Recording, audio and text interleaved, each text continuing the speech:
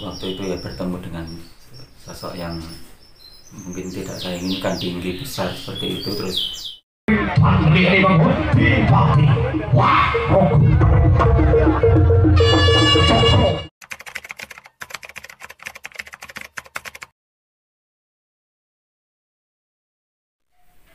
Assalamualaikum warahmatullahi wabarakatuh. Perkenalkan, nama saya Agus Zainal Arifin, biasa dipanggil Agus John nek ten kalangan.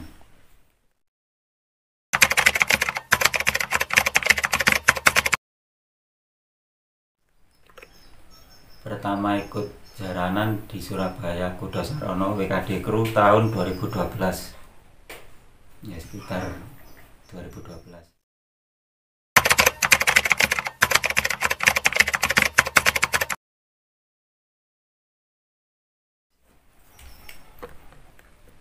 Alasan memilih untuk mecut di jaranan yaitu pengen bebas berekspresi, kan tanpa pakem kalau pecutan.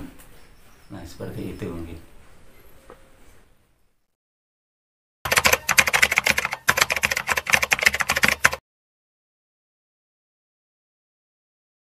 Awal mula belajar membuat pecut dan berlatih pecutan tahun 2010 sampai sekarang masih memproduksi.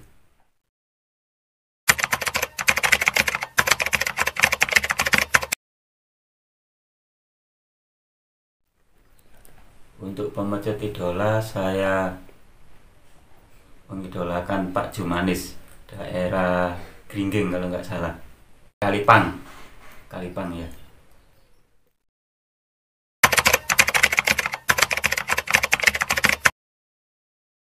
Kalau suka nyamain di jaranan ya paling respon dari penonton, terus tepuk tangan penonton banyak seperti itu. Tapi kalau dukanya kadang pas main kena hujan atau kondisi yang nggak memungkinkan.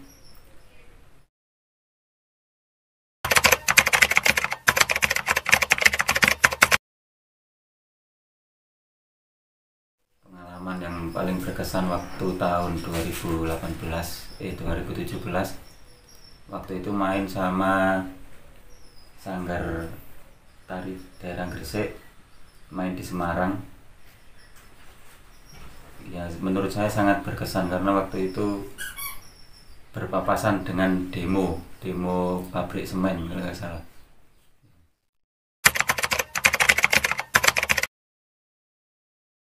Kalau pengalaman mistis pas main ya pernah waktu selesai suguh,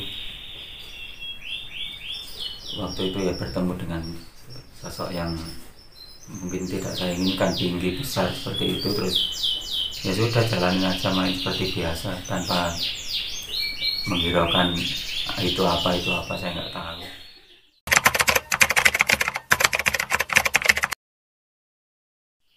Kalau menurut saya laku untuk sebelum menjadi seorang bobo, menurut saya pribadi harus hati-hati. Terus ya yang penting dalam melakukan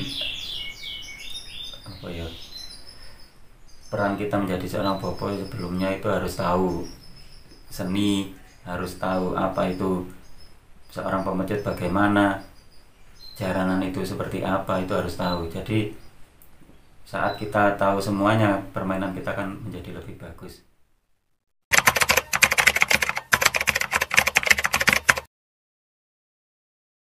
Nyambung buka Jawa. Nah, kalau masalah ndati itu menurut saya hanya sugesti. Itu menurut saya pribadi, entah kalau bobo-bobo lain terserah. Jadi bagaimana dia melakukan peran sebagai pemain kepang atau pemain apapun, dia tersugesti untuk memasuki alam bawah sadar seperti itu. Setelah dia memasuki alam bawah sadar, kita bermain. Setelah itu kita sembuhkan ya dengan cara apa lah, seperti memberikan sugesti agar dia bisa sembuh kembali atau apa, itu nanti bisa dipelajari waktu kita bermain di jaranan.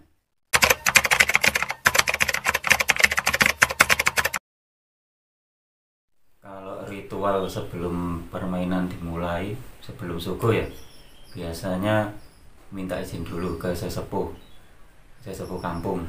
Setelah itu Setelah selesai sapu kampung, kita biasanya ke punden dulu, karena bagaimanapun kita adalah tamu.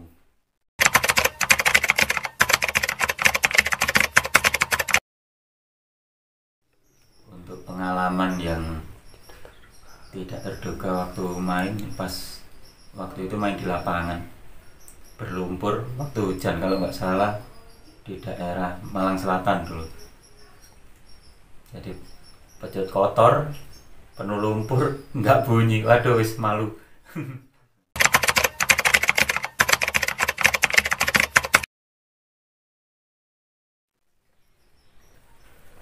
Nah, untuk proses pembuatan bakalan pecut, nah kalau biasanya kan pakai tampar ya, tapi kalau saya pakai ini raffia. Saya buat yang paling pangkal besar, lama kelamaan makin ke ujung makin mengecil. Nah, saya buat begini karena nanti kalau yang kecil ini ukurannya sama seperti ini, otomatis kain yang di depan akan lebih banyak. Jadi beban untuk yang di depan akan lebih berat. Ukuran upat-upat hampir sama dengan ukuran tulang pada bakalan. Setelah tampar ini jadi, lalu kita lilitkan kain, potongan kain yang sebesar, kita cari yang selebar 3 cm lah. Kita lilit sedemikian rupa dengan kekerasan yang kita pilih, akhirnya menjadi seperti ini. Ini keras tapi masih lentur. Kalau kita pakai tampar mungkin hasilnya nggak seperti ini.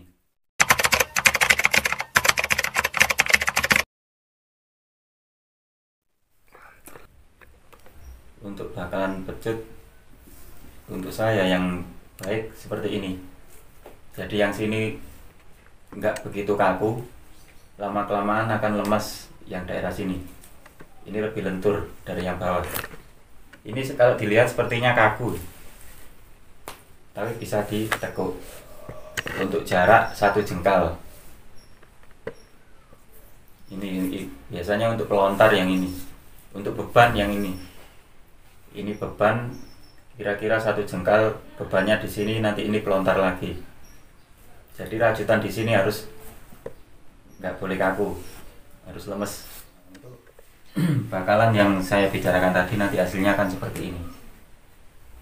Nah, ini tanpa karet, dengan ukuran kelenturan sama seperti tadi, 1 jengkal dari gagang. Nah, seperti ini. Untuk bebannya ini, nah terus ini rajutan yang ini lebih lemas, lebih lentur. Ini untuk pelontar, bebannya yang ini. Untuk upat-upat, sekarang upat-upat ini yang pakai upat satu jalan, terus yang ini 3. Kalau yang pakai 3 tali nanti hasilnya akan seperti ini, lebih bulat, lebih lentur, terus bebannya lebih berat. Nah, kalau ini agak ringan, jadinya ya ini gepeng biasanya. Udah. Untuk yang bagian bawah ini ya, setelah ini bebannya di sini, nanti ini rajutan. Untuk yang bawah terserah kita mau dipakai rajutan seperti ini, pakai tali raffia. Di sini juga ini raffia. Apa yang ini? Ini tali lawe. Saya belinya di online. Terus nah ini seperti ini nanti hasilnya. Ini yang belum selesai dirajut. Ini pakai solasi kabel. Kalau ingin lebih lentur lagi bisa pakai plastik atau apa. Cuma kalau plastik biasanya cepat rusak. Nah, ini seperti ini. Tetap lentur kan, meskipun tanpa karet.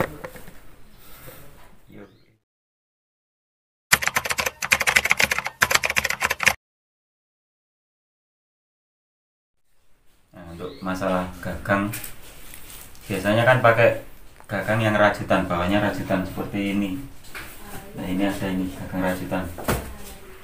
Nah, calonnya seperti ini. Nanti raffia yang sudah kita lilit kita masukkan ke pipa paralon. Setelah masuk kita kembalikan lagi di luar, kita ikat, lalu dikasih lem G untuk memperkuat ikatan. Nah, biasanya kalau seperti ini, kalau kasih lem ini nggak mudah untuk lepas. Biasanya saya pakai kayu, karena kalau pakai kayu tangan kita nggak gampang panas. Terus bentuknya juga unik seperti ini. Nih. Terus atau pakai yang gagang ukir ada seperti ini. Kalau gagang ukir kita menyesuaikan tangan, jadi yang sebelah sini harus lebih kecil dari yang belakang. Jadi kalau megang bisa leluasa, terus nggak khawatir lepas. Ini lebih enak. Jadi diusahakan kalau membuat gagang seperti mengerucut, yang depan lebih mengecil, yang belakang menyesuaikan tangan kita masing-masing. Jadi seperti ini.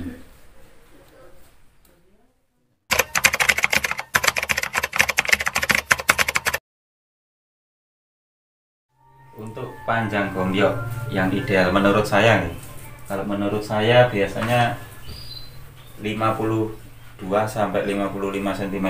Jadi kalau terlalu panjang nanti lengkungannya akan berada di sini, di depan. Terus bebannya akan di sini, jadi kita lebih sulit untuk memainkan. Nah seperti ini 55. Jadi lengkungannya akan stabil seperti ini. Nanti kalau terlalu pendek, biasanya ini lebih cepat melorot.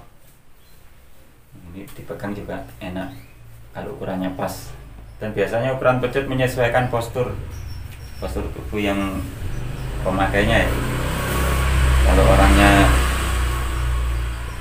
ukurannya segitu ya pakai pecutnya segitu.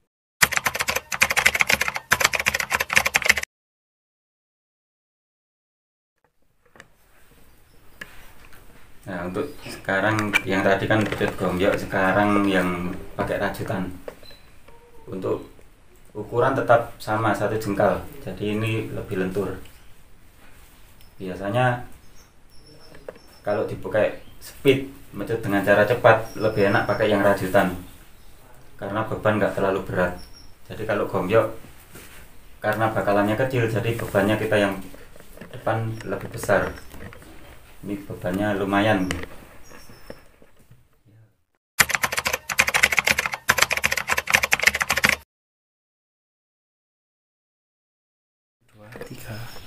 Kalau ciri khas gombyok yang saya kerjakan, biasanya saya pakai metode sulak seperti ini, seperti mengikat sulak atau simpul jangkar. Ukuran depan mengikuti beban, jadi dibuat seperti ini. Kalau orang bilang nyelirit kecil, kan lebih pantas. Atau seperti ini tergantung dari bodi yang depan. Jadi sepertinya rata.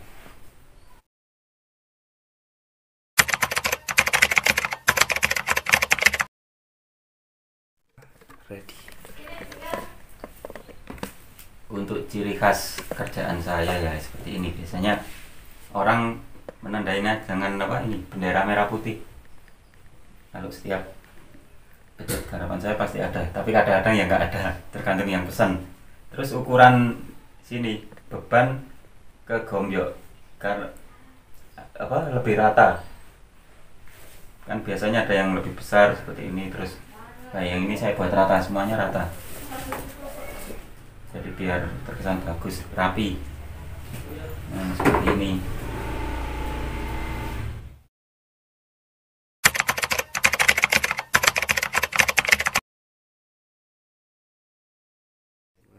Ready. Untuk proses pembuatan mulai dari pembuat tampar seperti ini sampai jadi menjadi pecut membutuhkan waktu kira-kira 5 hari. Itu kalau males nih, kalau cepat ya sampai 3 hari lah itu selesai.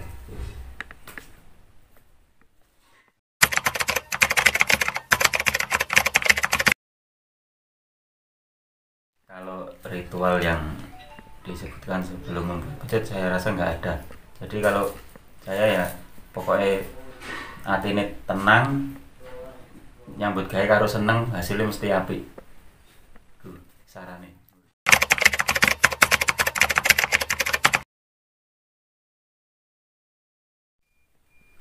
Ya terkadang sih ada dari pemesan yang minta yang aneh-aneh lah, misalnya waktu kita membuat harus pakai ritual seperti ini, terus motifnya seperti ini, bahannya harus ini.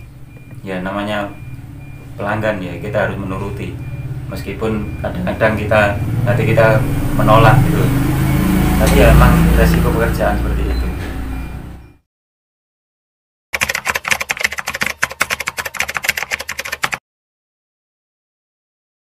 Nah, kiat-kiat saya untuk menarik generasi muda di dalam bidang pejutan yaitu kadang memang untuk ruang kerja saya pecut, ya buat pecut ini kan itu tetap terbuka, terus pecut saya pajang, terus yang kadang ada anak kecil lewat terus minta dibuatkan, ya saya buatkan. Yang penting kan dia senang dulu, lama-lama dia akan tertarik untuk belajar lah. Itu kesempatan kita belajar bersama, terus bikin pecut yang bagus bagaimana kan, daripada hobi yang nggak bermanfaat kan, mending yang itu.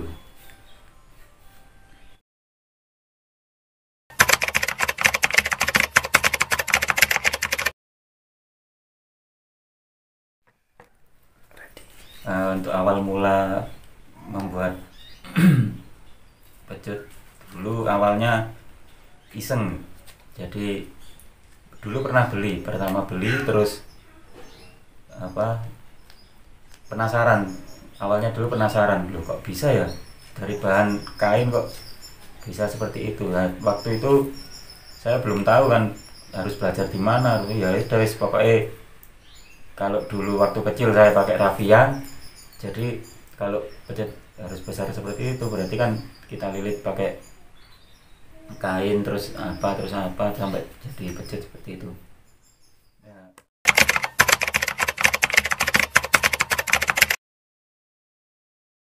suka duka membuat pecut, kalau sukanya semua suka, kalau dukanya ya wis kadang-kadang bahan yang kita butuhkan tiba-tiba nggak ada, atau sulit untuk mencari, seperti lakban.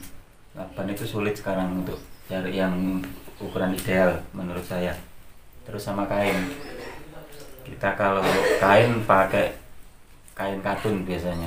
Kalau yang selain itu saya belum pernah coba, ya mungkin hasilnya kurang bagus atau bagaimana, apa kayaknya belum belum mau coba-coba yang seperti itu.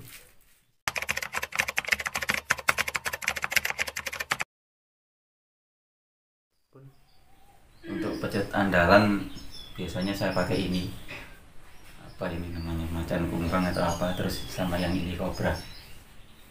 Nah, kenapa kok saya suka pakai yang ini, karena ini kan sebenarnya punya istri saya ini yang gagangnya ini, terus saya hubung-hubungkan aja kok ini warnanya seperti ini, kalau pakai ini kan cocok gitu. Nah, kalau masalah lain-lain menurut saya nggak ada, jadi ya cuman pantas gitu aja.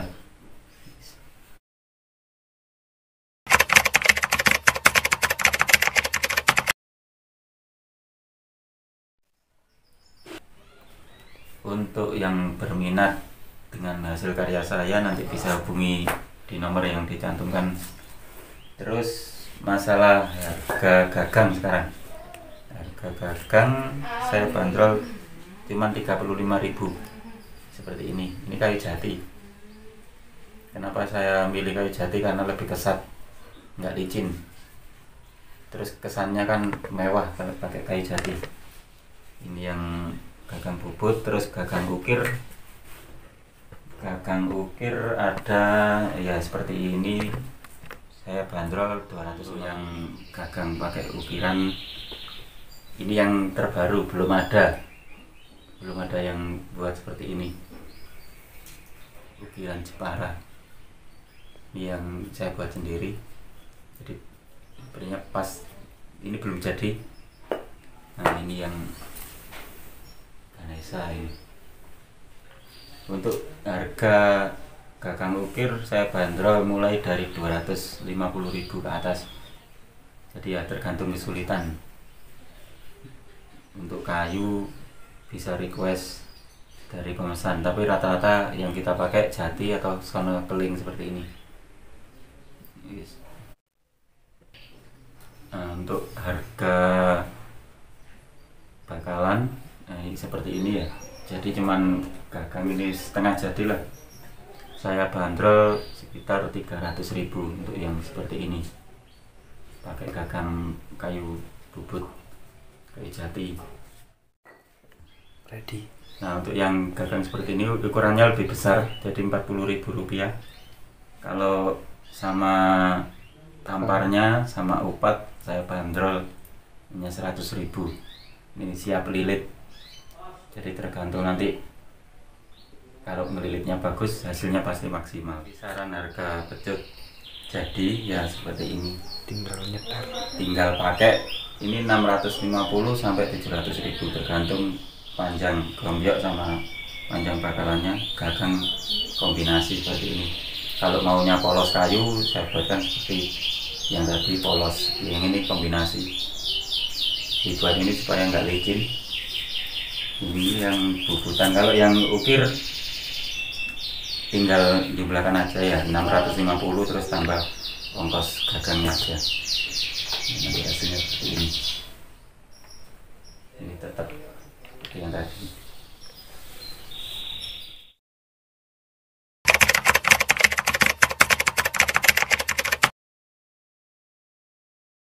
Nah, untuk saran saya yang mau belajar atau untuk bisa mengenal pecut lebih banyak, pertama sesuaikan postur sama pecut yang kita pakai.